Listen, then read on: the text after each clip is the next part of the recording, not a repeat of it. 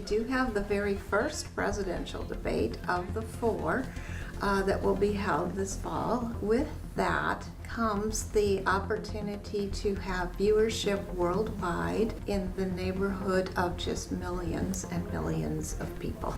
Are you paying attention to presidential politics this year? Well, you will be. Texas State will host the first presidential debate ever in the state of Texas this September. We'll show you how it'll impact you. I lived in dorms for 2 years. I finally moved out of a dorm, and then they buy my apartment, and now it's a dorm. So I'm right back in the dorm, so yeah.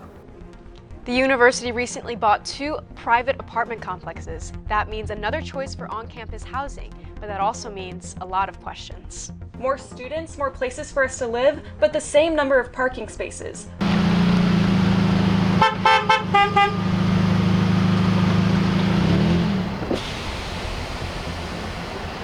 Don't you hate when you're already late to class and then you have to fight for the last spot? Well, you're not alone. Stick around to hear from students that share your pain. We'll drive home some insight on parking. The football team has an update about its roster, and this time, it's good news. We'll serve up some impressive numbers about women's tennis.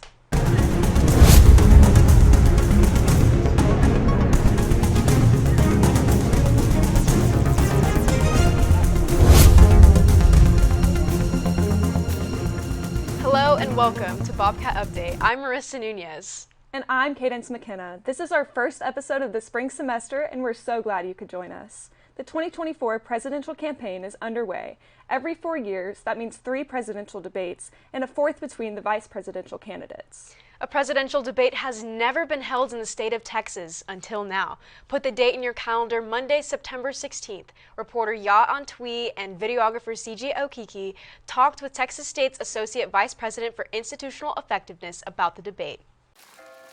With the 2024 election underway, many people at Texas State, including staff, prepare for the presidential debate that will be held at Strahan. I'm Beth Wiest, and I serve as the Associate Vice President for Institutional Effectiveness here at Texas State. We do have the very first presidential debate of the 4 that will be held this fall. With that comes the opportunity to have viewership worldwide in the neighborhood of just millions and millions of people. The debate is going to be held over in the University Events Center, which we commonly call Strahan. It will need staging, it will need platforms for media, it will need draping, it will need sound systems, it will need all sorts of things. Texas State Newsroom gives detail on the major importance this debate will serve for Texas State University. My name is Jamie Bloschke. I oversee media relations for the university. We've never had anything like this. This is going to be the highest profile event ever held at Texas State. They're going to look into the history of LBJ, the only United States president who graduated from a Texas university. They're going to look at Texas State University, one of the fastest growing universities. These media outlets are not only going to be talking about the debate, they're going to be talking about the environment of the debate. And Texas State is part of that story. As long as I've been at this university, we all have done a masterful job of getting along together and respecting each other. One thing we want to come out of this debate is to continue that and show that spirit to the world. My thoughts about the debate, as a veteran myself, I think it's amazing that we're bringing those people to our campus so we can hear more about their side of the story and, make a decision for ourselves, I think it's very amazing that Texas State provides this opportunity, and I just want to say God bless y'all.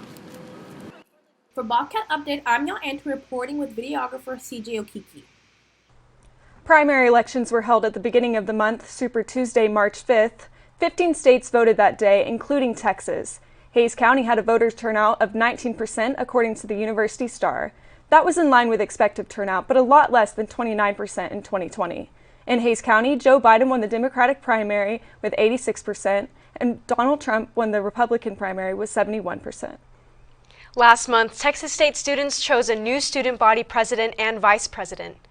The Star reports that Olivia Alexander won the presidency with 54% of the vote. Her running mate, Donovan Brown, won vice president at 52% of the vote. About 1,300 students voted in this year's student government election. Texas State added over 1,000 beds in student housing in December without building a thing. The university bought 2 apartment complexes, Sanctuary Lofts and the Vistas. They're both just south of campus on the square. Reporter Dylan Salee opens the door on this story. Texas State University has faced quite the challenge for the past couple of years, and that is providing housing for the record number of freshmen attending the university year over year. According to the Austin American-Statesman, the Austin Metroplex is the fastest growing area in the U.S. for the 12th consecutive year. With that, the spillover is affecting Texas State University, including this semester with first-time undergraduate enrollment up 59% from the spring of 23. To counter this, the Bobcats recently purchased the apartments Sanctuary Lofts and Vistas to meet the demand of on-campus housing. Justin Brown, who is a current resident with the Sanctuary Lofts, gives his thoughts on the new changes coming to the complex.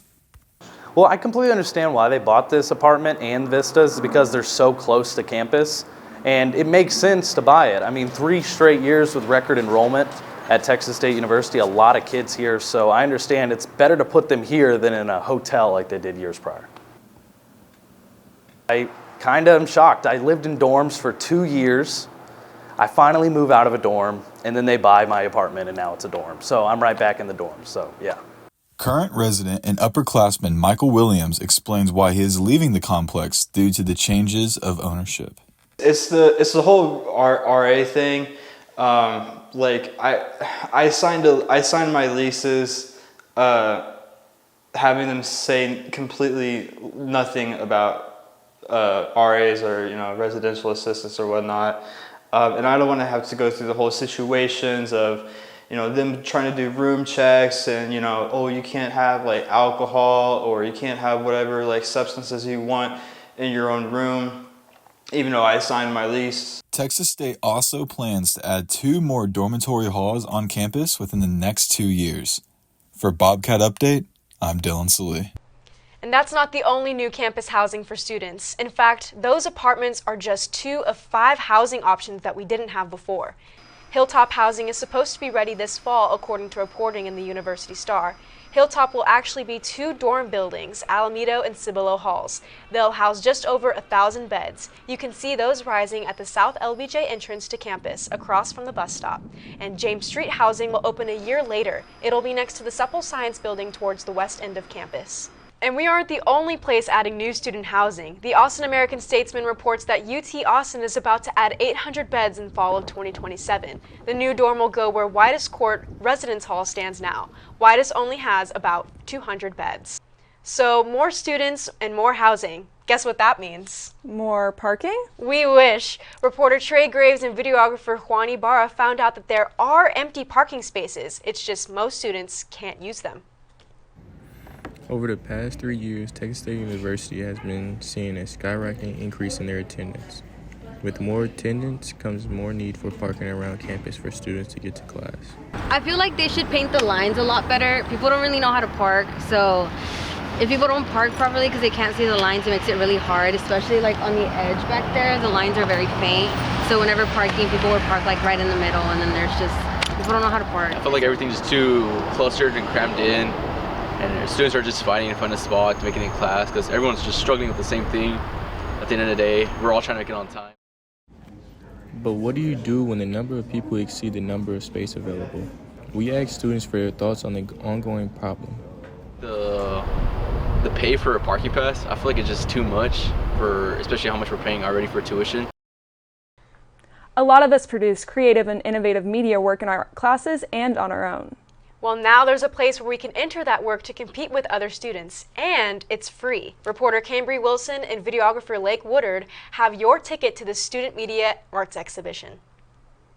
Are you a Texas State student who has produced video and audio packages for classes? Then you'll be excited to learn about the upcoming Student Media Exhibition. This is an opportunity for Texas State students to have their work reviewed by professionals in the industry and receive prizes for their hard work.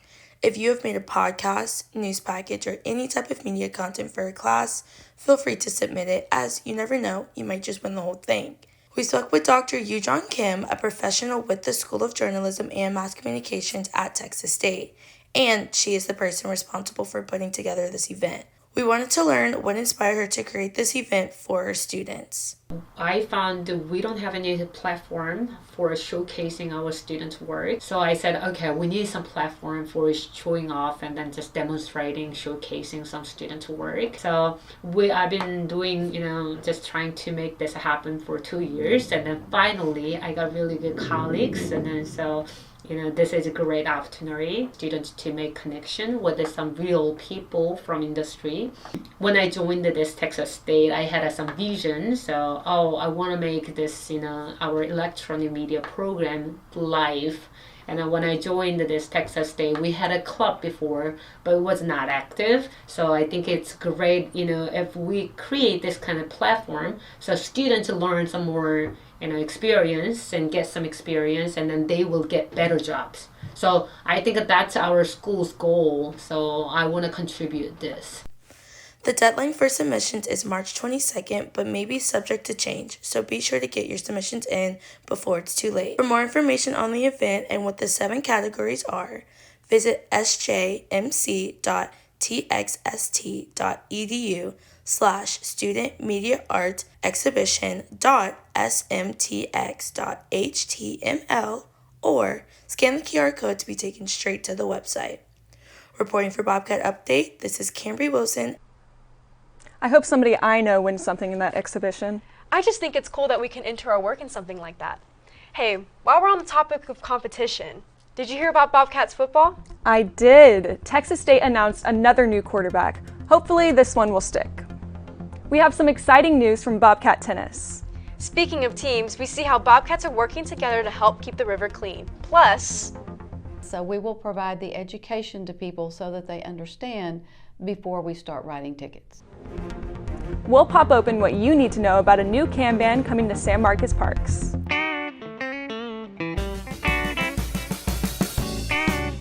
Where do you think you'd find a major center dedicated to preserving and studying Texas music? And if you want to end the semester on a high note, we'll tune you in to some new study spots around campus.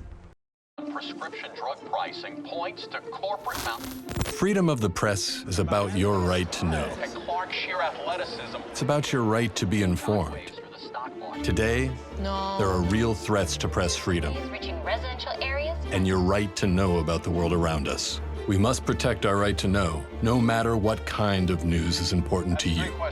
Before it's too late, understand the threats. ProtectPressFreedom.org. A big change is coming to San Marcos Parks May 1st, including the Soul Park here on campus. Yeah, and it's a Kanban on aluminum cans, but as reporter Cameron Leal and I found out, there won't exactly be crushing enforcement, at least not right away. The rivers of San Marcos have a cleaner future ahead of them with the City Council's advancement of the Kanban. Faith Fabian is a student environment interpreter at the Meadow Center. Here's what she has to say about the change. I just think it's a step in the right direction, especially because the San Marcos River is very special, especially for Texas. It has tons of endangered species that live in the springs, inside the aquifer. Texas wild rice is that plant that is flowing through the river. So it's just a really special place. And so to restrict, pollution and littering, it's San Marcos acknowledging that it is a really important natural resource that needs to be preserved. According to Mayor Jane Houston, tickets and citations will not be issued until 2025. Instead, San Marcos City Council wants to focus more on education. We always have a grace period of education.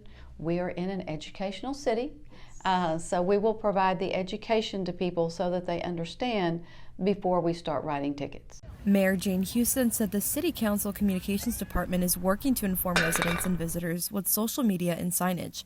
Right now, the ban consists of go zones and no zones in city and river parks throughout San Marcos. No zones consist of limits such as 30 quart coolers, containers 5 ounces and up, and reusable beverage containers only. Go zones, however, have no restrictions. We want people to come and enjoy the river.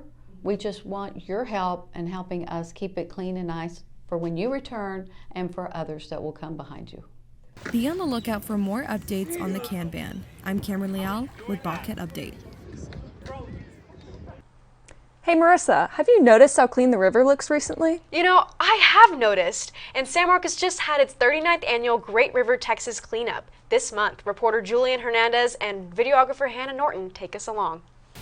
On March 2nd, the 39th annual San Marcos River Cleanup happened. But before then, in late February, we spoke with Texas State aquatic biologists Weston Hugh and Amy Tomades, City San Marcos Community Enhancement Initiative Manager, and asked them some questions about the river cleanup and what it does and mean for the community. Yeah, it depends on the time of year, and it depends on what the flow conditions are, but you certainly see some trash in the river pretty consistently because it is a heavily utilized river, so you're going to see that trash. And then the upper part here is more of an urban setting also, so you are going to accumulate trash basically from the surrounding landscape. While many of us choose swimming and sunbathing, these volunteer cleaners are doing the dirty job of keeping the trash out of our lovely waterways that feed life into the environment and its animals. What I do want to explain about this cleanup that we do, what I do want to explain about this cleanup that we do annually is it is not just the San Marcos River proper, but it is the whole upper river watershed. So we are cleaning up the 5 different creeks that we have, and then some big drainage ditches and the downtown streets, things that might drain directly into the river. Last year's cleanup resulted in 30,000 pounds of trash being removed from the river and 1,600 pounds being recycled. So I think in the long term it's a good thing. No doubt removing that much trash just from a section of river has a positive environmental impact, has a positive economic impact for San Marcos and for the university. This year's annual cleanup had 812 volunteers come out to help. They retrieved around 8,200 pounds of trash that went to a landfill and 3,000 pounds that went to recycling. 70 tires were removed from the watersheds as well. They expect to do another cleanup this year in October if you couldn't make it out to this one. That's all I have to report. I'm Julian Hernandez. Hannah Norton, back to the studio. New players, new seasons, and some serious wins. There's a lot going on in Bobcat sports these days. Sports reporter Justin Brown joins us to talk football, softball, and more. Justin? Yes, there's a lot going on in the sports world here for San Marcos. But we'll start off with Texas State football. They finally found the answer they were looking for in the transfer portal, and his name is Jordan McLeod. The 2023 Sun Belt Player of the Year threw a total 40 touchdowns off of nearly 3,500 passing yards, which gave James Madison University their first FBS Bowl appearance ever. And McLeod, he might become a sight for sore eyes for the Bobcats as they lost TJ Finley, Malik Hornsby, and the controversial pickup Jaden DeLora from the QB rotation this offseason. So one player joins the team and another one goes, but not for the reason you may think. Texas State defensive lineman Tumise Adelaide was arrested this month at Blanco Hall after facing multiple charges of evading arrest by vehicle, the unlawful possession of a firearm, and recklessly driving and failing to identify himself. Adelaide has been suspended from the football team pending the investigation, and the matter was referred to the Dean of Students for further review. But one thing a little less controversial is the Texas State softball team. After beating Texas A&M, sweeping the Sun Belt opponent App State, and getting a road win over the Sam Houston Bearcats, the 27-7 Bobcats are now ranked 23rd in the nation. This scorching hot record is made possible by Sun Belt Pitcher of the Week Jessica Mullins, who posted a 1.0 ERA after tossing 3 complete games and 2 shutouts against App State. That's her 4th time winning this award this season and 10th in her career. So yeah, softball has been hot and baseball isn't far behind. After beating the UTRGV Vaqueros 12-6 last night, the Texas State baseball team is now 15-10 overall and 4-2 in conference, looking to improve with their upcoming weekend series against Sun Belt rival, the Louisiana Raging Cajuns, this weekend. Last night, after leading 6-0 in the first inning, Sun Belt Player of the Week Dalen Pena in the third doubled into left center, scoring Alec Patino and Davis Powell, sealing the deal with another big win in Slam Marcus. Will the Bobcats beat the Cajuns? Watch it live on ESPN Plus this weekend to find out. It's actually a pretty good year so far for both baseball and softball. Very cool. I'll have to get out to some more games. Yes, thanks, Justin. By the way, those aren't the only sports racking up conference wins this season. The women's tennis team had a bumpy start to the season, then ripped off multiple wins. Reporter Michael Holcomb and I talked with the coach and some players about how they served up a turnaround. The Bobcat women's tennis team are on their best win streak since 2014. We spoke to the team before their game against New Mexico State on February 23, 2024. The team practices at the Bobcat Tennis Complex off Pecky Street and East Sesame Drive. After hours of hard work and training, they won 6-1 against New Mexico State. Sophomore Jacqueline Schnabel explains the importance of developing a strong team bond both on and off the court. Our team chemistry is really good this year, and we have so many strong players on our team. Our lineup is super deep this year, so I think we have a really good shot at doing well in conference. Head coach Kendall Brooks comments on what has contributed to her team's success throughout this new season. They've come to work every day since we started this semester and really kind of focused on that growth mindset of just getting better and better each time we take the court. And I think we've kind of found ourselves with some good momentum right now. Things are clicking, especially on the doubles side. And Senior Jada Chan explains how she and the team lock in during the season.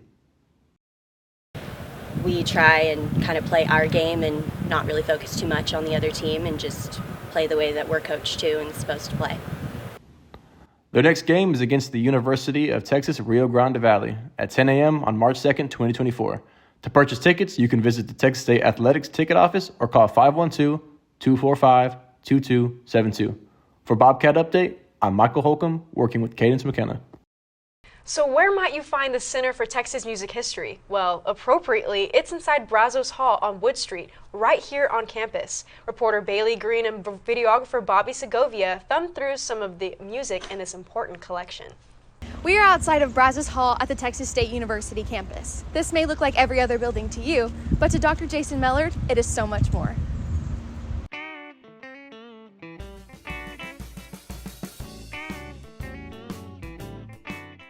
The Center for Texas Music History engages in all kinds of activities. We teach undergraduate and graduate courses. We develop original research. We publish the annual Journal of Texas Music History. We have a book series with Texas A&M Press that has over a dozen titles in it, and campus and community events, and on and on and on.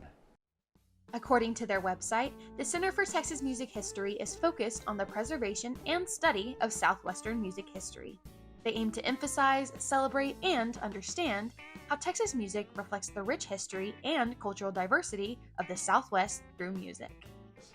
Absolutely. Popular music is something that hasn't always been taken seriously.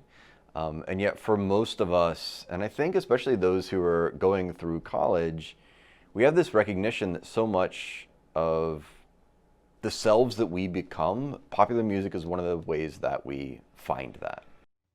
For the 23rd consecutive year, the Center has published the Journal of Texas Music History. This publication is the first academic journal to focus on all aspects of Southwestern music history and has subscribers from all over the world. You're going to be learning a lot about the state that you live in, and I think it's really important, especially for students who go to school in San Marcos, to know the history of not only Texas, and the music history of Texas, but also like Central Texas in this area. Like we have so much history, and this was a corridor for music and culture, and we're kind of in the throes of that here in San Marcos. So I think that for students specifically at Texas State, like you can't study music history like this anywhere else.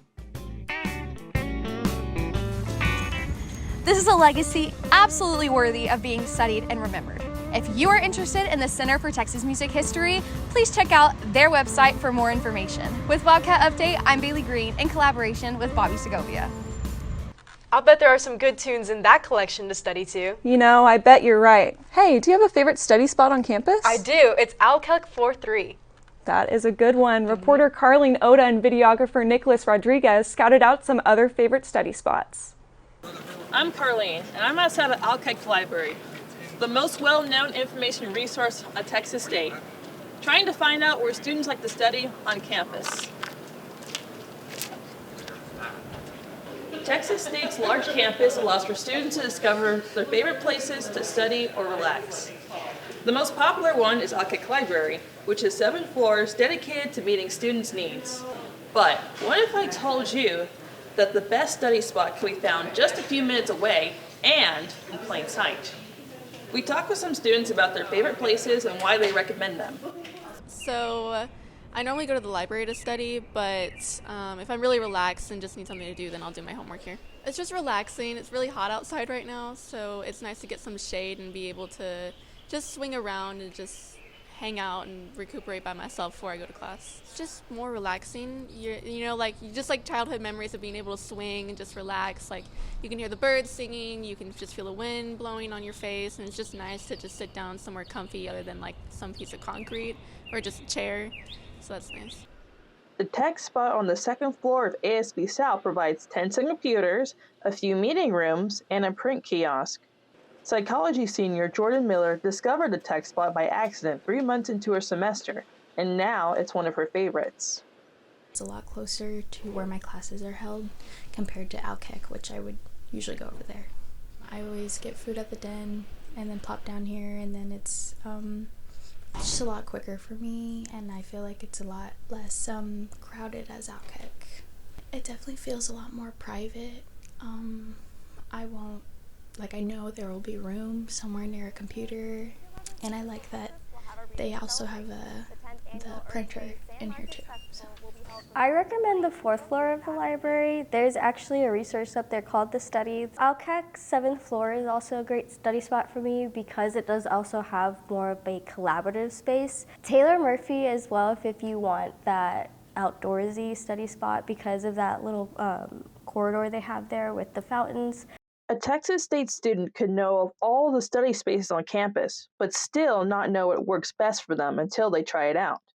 I would definitely say go off of your study habits. Some students work better in quiet environments so there's no distractions, and some students work better where there's a lot of chaos and there's a lot of people walking to help them hyper-focus. It's super important to yourself to be able to put yourself in an environment where you're going to be successful. If you know you're not going to do well, you're going to have that mindset of I'm not going to focus. So having that spot is going to be the best thing, so you know that you can get your stuff in, you can lock in on your homework, you can lock in on your assignments. It's such a key to success because if you know you're going to be uncomfortable, your work is going to be uncomfortable and you're not going to have a good feeling about doing your homework.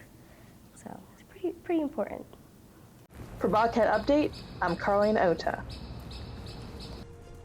That's all we have for the first edition of the spring semester. Thanks for joining us for Bobcat Update. Have a good day, and we'll see you soon.